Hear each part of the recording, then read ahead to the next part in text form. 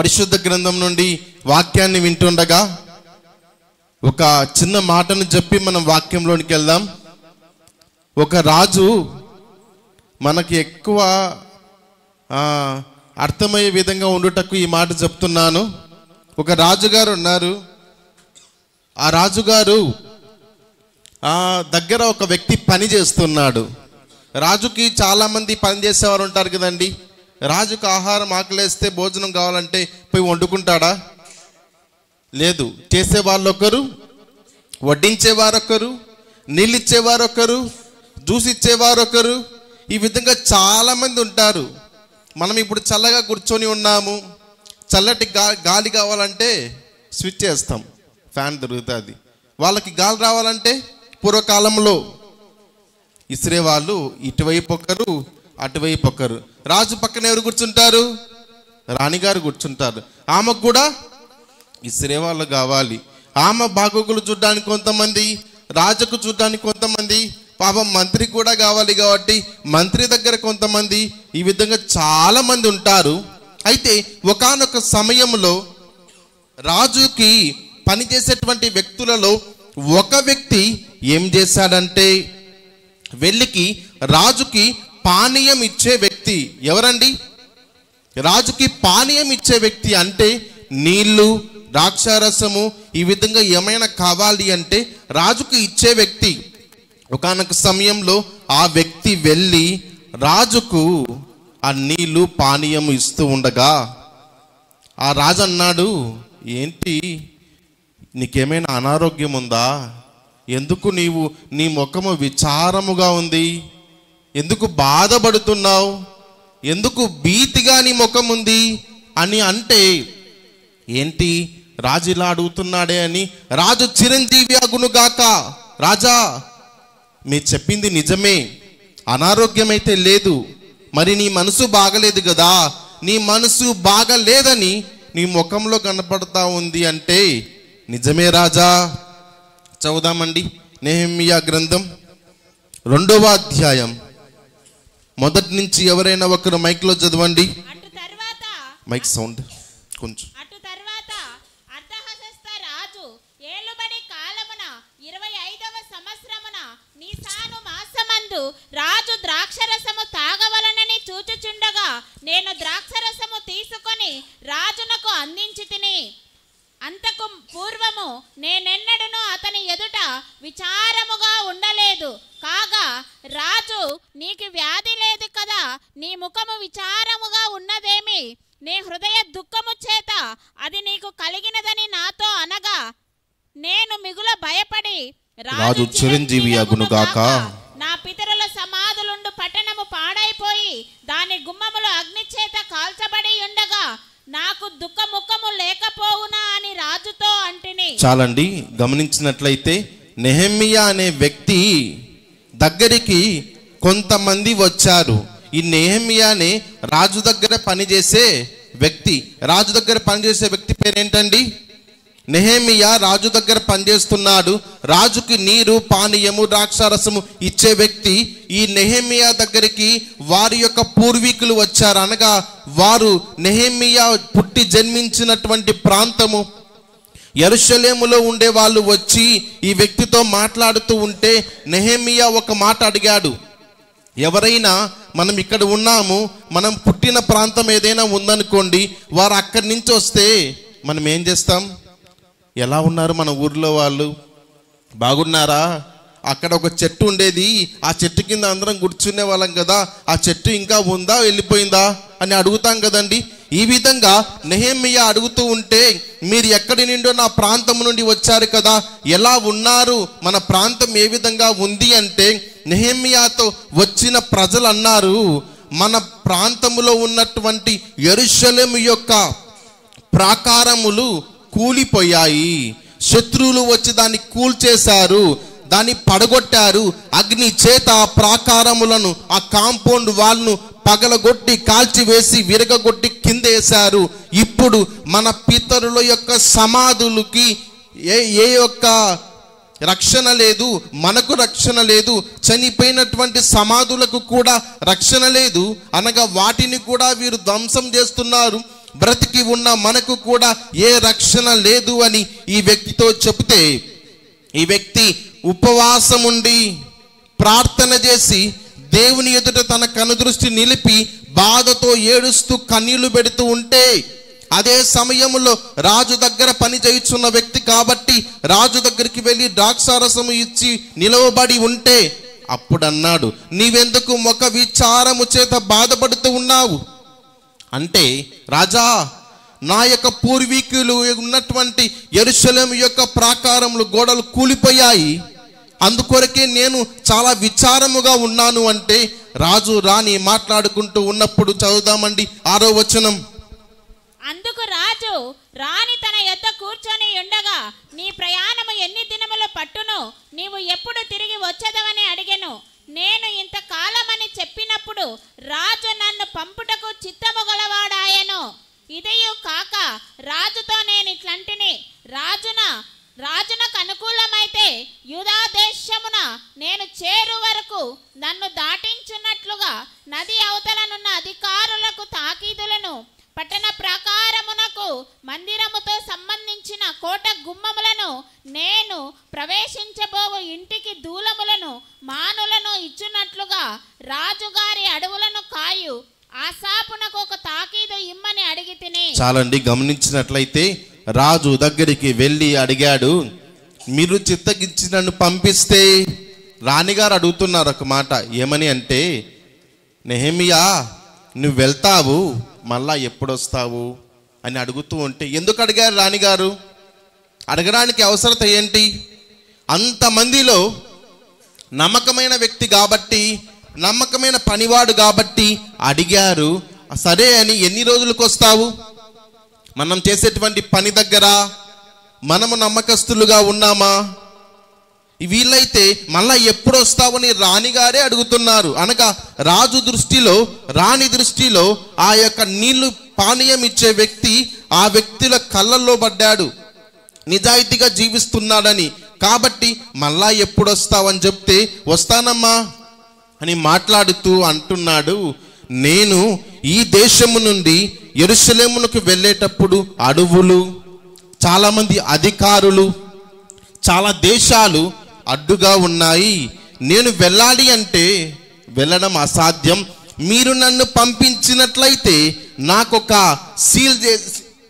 నాకు ఒక సంతకం సీల్ చేసి నాకు ఇచ్చి పంపించండి అంటే, నెహెమ్యా కొరకు రాజు ఆజ్ఞ ఇచ్చి తన యొక్క రాజ్యం ముద్రను వేసి ఆ యొక్క నెహెమ్యాని పంపిస్తూ ఉంటే, పక్క దేశంలో ఉన్నవారు కూడా ఈ రాజాజ్ఞను పొందుకుని వెళ్తా ఉంటే, ఈ వ్యక్తి దగ్గర ఉన్నటువంటి ఆ సింబల్, ఆ స్టాంపుని చూసి ఆ వ్యక్తి రాజా ఏమన్నా పనిచేసే వ్యక్తి, కానీ దేవుని కృపను బట్టి, రాజు దగ్గర నమ్మకముగా పని చేయడాన్ని బట్టి ఆ వ్యక్తి వెళ్తూ ఉంటే ద్వారములు తెరవబడుటకు కారణం ఆ వ్యక్తి నమ్మకత్వం.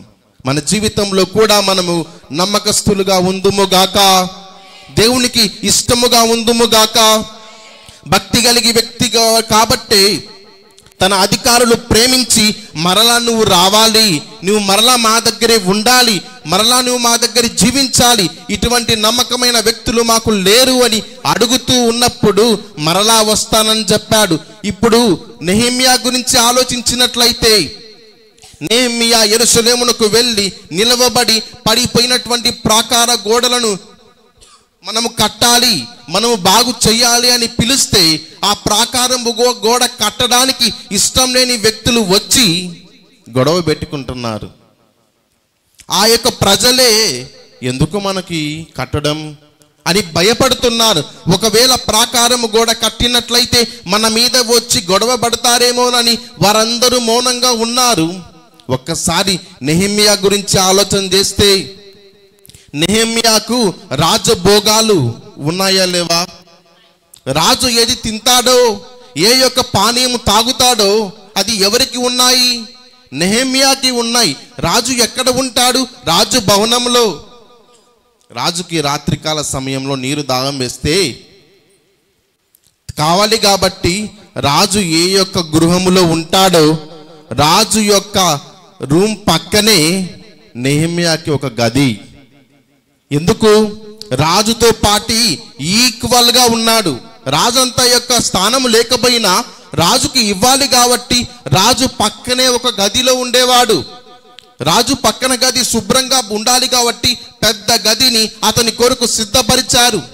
నెహెమ్యా ఉంటున్నాడు కాబట్టి తన భార్య, తన పిల్లలు కూడా రాజు అనుభవిస్తున్నటువంటి ఆ యొక్క సంతోషమును, భోగాలను అనుభవిస్తున్నప్పటికీ నా ప్రజలు కష్టములో, బాధలో, దుఃఖములో రక్షణ లేక ఉన్నారు, శత్రువులతో పట్టబడుతున్నారు అని ప్రార్థన చేసి తన ప్రజల కొరకు ఆలోచించిన వ్యక్తి నెహెమ్యా. దేవునికి మహిమ కలుగును గాక. మనము మన దేశం కొరకు ప్రార్థన చేస్తున్నామా? పాస్టర్ గారు, మా ఇంటి వాళ్ళు బాగుపడితేనే నేను ఒప్పుకోను, నా దేశం కొరకు ప్రార్థన చేస్తానా అని అనుకునేవారు లేకపోలేదు. అవునా కదా అండి? పాస్టర్ గారు దేశం కొరకు ప్రేయర్ చేయమంటున్నారు, మా ఇంట్లో అన్న బాగుపడితే తమ్ముడు ఒప్పుకోడు, తమ్ముడు బాగుపడితే అన్న ఒప్పుకోడు, చెల్లి బాగుపడితే అక్క ఒప్పుకోరు, అక్క బాగుపడితే చెల్లి ఒప్పుకోరు, ఒకరు మంచిగా ఉంటే ఇంకరు ఒప్పుకోరు. అట్లాంటి వారమైన మమ్మలను మీరు ప్రార్థన చేయమంటారా అని అనుకునేరు. అయితే నెహెమ్యా యొక్క నమ్మకత్వాన్ని బట్టి దేవుడు ఆ వ్యక్తిని హెచ్చించాడు, దీవించాడు, ఆశీర్వదించాడు. ఆ వ్యక్తి తన యొక్క రాజ అధికారాన్ని విడిచిపెట్టి సాధారణమైన వ్యక్తిగా యెరూషలేము ప్రాంతములోనికి వెళ్ళి ఆ పడిపోయిన ప్రాకారముల చుట్టూ తిరుగుతున్నాడు. మన జీవితంలో, ఈ జీవిత కాలంలో, ఈ జీవిత యాత్రలో రక్షణ లేక పాడైపోయి పడిపోయి హృదయం చెల్లాచెదురైన వ్యక్తులను రక్షించుట మన బాధ్యత. దేవునికి మహిమ కలుగును గాక. మీరు అనొచ్చు, పాస్టర్ గారు అది మీ బాధ్యత కదా అని. పాస్టర్ గారు మందిరంలో వాక్యాన్ని బోధిస్తారు. వాక్యం విన్న మీరు మీ ఇళ్ళకి వెళ్తారు, మీ ఊర్లకు వెళ్తారు, మీ రక్త సంబంధుల దగ్గరికి వెళ్తారు. వెళ్ళినప్పుడు ఆ వినిన వాక్యాన్ని వారికి మీరు వివరించాలి. వారు మారుటకు, వారు మారు మనసు పొందుటకు మనము ప్రయత్నించాలి. అలాంటప్పుడే వారు మారు మనసు పొందుతారు. దేవునికి మహిమ కలుగును గాక. శత్రువులు వచ్చి అన్నారు నెహెమ్యాతో, నక్క తోక తగిలి నువ్వు కట్టేటువంటి ఈ ప్రాకారం కూలిపోతుంది అన్నారు. మళ్ళా ఇంకో మాట అన్నారు, నెహెమ్యా నీతో పని ఉంది, నువ్వు కొంచెం బయటికి వస్తావా అన్నాడు. అప్పుడు నెహెమ్యా అన్నాడు, నేను తలపెట్టిన పని గొప్ప పని, మీ దగ్గరికి వచ్చి ఆ గొప్ప పనిని ఆపి నేను మీ దగ్గర ఉండను, నివసించను, మీ దగ్గరికి రాను అన్నాడు. అందుకే మొదటి కీర్తన చదువుదామండి. మార్గమున నిలవక అపహాసకులు కూర్చుండు చోట కూర్చుండక యెహోవా ధర్మశాస్త్రమందు ఆనందించుచు దివారాత్రము దానిని ధ్యానించువాడు ధన్యుడు. అతడు నీటి కాలువల యోరను నాటబడినదై ఆకువాడక తన కాలమందు ఫలమిచ్చు చెట్టు వలె నుండును. అతడు చేయునదంతయు సఫలమగును. దుష్టులు అలాగున నుండక గాలి చెదరగొట్టు పొట్టు వలె నుందురు. కాబట్టి న్యాయ విమర్శలో దుష్టులను, నీతిమంతుల సభలో పాపులను నిలువరు. నీతిమంతుల మార్గము యెహోవాకు తెలియను, దుష్టుల మార్గము నాశనమునకు నడుపును. ఇతను మంచి పని చేస్తా ఉంటే దుష్ట ఆలోచన కలిగిన వ్యక్తులు వచ్చి నువ్వు కట్టలేవు, నీకు ఆ బలము లేదు, నీకు ఆ శక్తి లేదు, నీకు చేత కాదు అని అంటున్నారు. మనం గమనించినట్లయితే నీ జీవితం బాగుపడుతూ ఉంటే నీవు బాగుపడలేవు, నీ జీవితం ఉన్నతమైన స్థితిలో ఉండదు అనేటువంటి వారు కూడా ఉండొచ్చు. నీ కుటుంబం బాగుపడదు అనేటువంటి మాటలు అనేవారు ఉండొచ్చు. కానీ నెహెమ్యాను మనం సాదృశ్యంగా తీసుకొని మనం జీవించినప్పుడు ఎవరైతే ఆ మాటలు అన్నారో, మనకు శక్తి లేకపోయినా శక్తిమంతుడైన దేవుడు మనకు శక్తిని ఇచ్చునుగాక. ఒక చిన్న కుమారుడు ఒక చిన్న ఇసుకలో, ఆ యొక్క చిన్నపిల్లలు ఇసుకలో ఆడుకుంటారు కదండి, దాంట్లో బంకమట్టి ఉంటుంది, కొన్ని రాళ్ళు ఉంటాయి. ఇసుకలో రోడ్డు వేశాడు. ఇసుకలో పిల్లలు రోడ్డు వేయగలరు. చిన్న బొమ్మ తీసుకొని అలా ఇలా చేసి చిన్న ఆ యొక్క బంకమట్టితో చిన్న బొమ్మలు చేసి రోడ్డు వేసి చిన్న ఇల్లులాగా చేసి ఆడుకుంటున్నాడు. ఆడుకుంటూ ఉంటే ఆ ఇసుకలో ఒక పెద్ద రాయి ఉంది. వెళ్ళి ఇసుక అంతా తీశాడు, బాగా రోడ్డు లాంటిది తన బొమ్మలతో వేసుకున్నాడు. ఆ రాయిని తీస్తా ఉంటే పోవడంలే. ఆ వ్యక్తి ఎంత లాగినా పక్కన వేసినా పోవడంలే. అంత లోపల కిటికీలో నుంచి వాళ్ళ నాన్న చూసి, నాన్న ఒకసారి బయటికి రా అన్నాడు. ఏమైందిరా అంటే, నేను నా బొమ్మలతో ఇసుకలో ఆడుకుంటున్నా, ఈ రాయి అడ్డంగా ఉంది, ఎంత లాగినా రావడం లేదు నాన్న, నువ్వు ఒక్కసారి వస్తావా అంటే వచ్చాడు. నిలబడుకొని ఉన్నాడు. వస్తానే వాళ్ళ నాన్న ఆ రాయి పట్టుకొని పక్కన వేశాడు. మన జీవితంలో మనం చేయుచున్న పనిలో మనకు శక్తి లేకపోవచ్చేమో, ఆ కుమారుడు వెళ్ళి తన తండ్రిని అడిగినట్టుగా మనము కూడా పరమందున్న తండ్రి అయిన దేవుణ్ణి, దేవా నేను వెళ్తున్న మార్గములో నాకు శక్తిని దయచేయండి, బలము దయచేయండి, నేను చేయుచున్న పనిలో తోడుగా ఉండండి అని అడిగినప్పుడు ఆ కుమారునికి ఆ యొక్క తండ్రి ఏ విధంగా సహాయపడ్డాడో, పరమందున్న మన దేవుడు కూడా మనకు శక్తిని అనుగ్రహిస్తాడు. నమ్మిన వారు ఆమేన్ చెప్దాం. ఎందుకంటే మన దేవుడు ఎంతైనా నమ్మదగిన దేవుడు కాబట్టి అడుగు ప్రతి వారికి అనుగ్రహిస్తాడు, కుటుంబాలను కడతాడు, మంచి ఆరోగ్యము ఇస్తాడు. ఇంతవరకు సాక్ష్యములు చాలా మంది చెప్పారు. సాక్ష్యం చెప్పిన ప్రతి ఒక్కరిని దేవుడు దీవించి ఆశీర్వదించును గాక. ఎందుకంటే మనము నిలవబడిన ప్రదేశం పరిశుద్ధమైనది, నాకు దేవుడు సహాయము చేస్తాడు అని ఇక్కడ వచ్చి ఇంతవరకు చాలా మంది సాక్ష్యము చెప్పారు. వారిని దేవుడు విడిచిపెట్టక నెహెమ్యాకు సహాయము చేసిన దేవుడు మనలకి కూడా సహాయము చేస్తాడు. అయితే నెహెమ్యా అయితే 6వ అధ్యాయం చూద్దామండి. చివరిగా 6వ అధ్యాయం 16వ వచనం. అయితే మా శత్రువులు ఈ సంగతి వినినప్పుడు మా చుట్టూ ఉండు అన్యజనులందరూ జరిగిన పని చూచున్నప్పుడు వారు బహుగా అధైర్యపడిరి. ఏలయనగా ఈ పని మా దేవుని వలన జరిగినదని వారు తెలుసుకొనిరి. ఆమేన్. గమనించినట్లయితే నెహెమ్యా గోడను కట్టి పూర్తి చేసిన తర్వాత శత్రువులు చూసి అన్నమాట, మీ దేవుడు నీకు సహాయం చేయడాన్ని బట్టి ఇంత పెద్ద ప్రాకారం కట్టావని అనుకుంటూ నెహెమ్యా యొక్క దేవుడిని పొగుడుతున్నారు. మన జీవితంలో ఇంతవరకు ఎన్ని ఆపదలు ఎదుర్కొంటున్నారో, ఎన్ని శోధనలు ఎదుర్కొంటున్నారో మనం చింతించనక్కర్లేదు. సహాయము చెయ్యగలిగిన దేవుడు మనతో ఉన్నాడు కాబట్టి ఆయన సహాయము చేస్తాడు.